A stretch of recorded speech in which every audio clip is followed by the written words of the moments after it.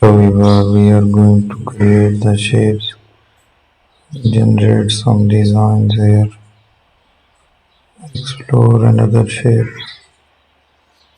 To use it, I will try the different designs, shapes and pattern as well.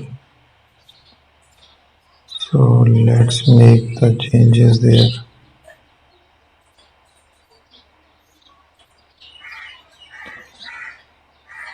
So there is a pen we are going to apply there.